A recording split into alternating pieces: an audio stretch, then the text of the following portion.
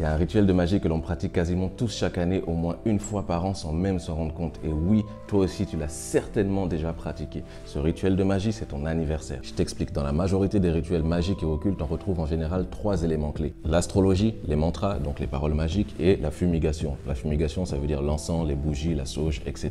Numéro 1, l'astrologie, déjà parce qu'on fait ces rituels à des jours et des moments précis. Par exemple, les soirs de pleine lune, lors des équinoxes, au lever du soleil, lors des éclipses solaires, les éclipses lunaires, la nouvelle lune, etc. 2, on répète des phrases d'incantation, des mantras, des formules magiques et très souvent sous forme de chant. Numéro 3, lorsqu'on se regroupe pour faire ces rituels, on allume souvent des bougies, de l'encens, des feux de bois, car le feu représente la purification, l'énergie et l'illumination. Une fois qu'on s'est réunis et qu'on a allumé les bougies, les feux de bois, l'encens, etc., on fait nos vœux, on pose nos intentions. Et nos vœux sont transférés vers le monde spirituel grâce à la fumée des bougies qui va vers le ciel. Et en fait, ces 3 éléments-là, on les retrouve dans nos célébrations d'anniversaire. Déjà, quand tu célèbres ton anniversaire, tu célèbres le fait que la Terre a fait un tour du Soleil depuis ta naissance. Donc oui, c'est un phénomène astronomique et astrologique qui se passe ce jour-là. Numéro 2, on retrouve l'élément feu sur les bougies qui sont sur ton gâteau, feu qui représente purification, illumination, etc. Numéro 3, qu'est-ce qui se passe à ton anniversaire? On chante joyeux anniversaire, c'est la phrase incantatoire, le mantra qu'on répète sous forme de chant plusieurs fois. Numéro 4, qu'est-ce qui se passe avant que tu souffles tes bougies? Qu'est-ce que tout le monde va te dire dans la pièce?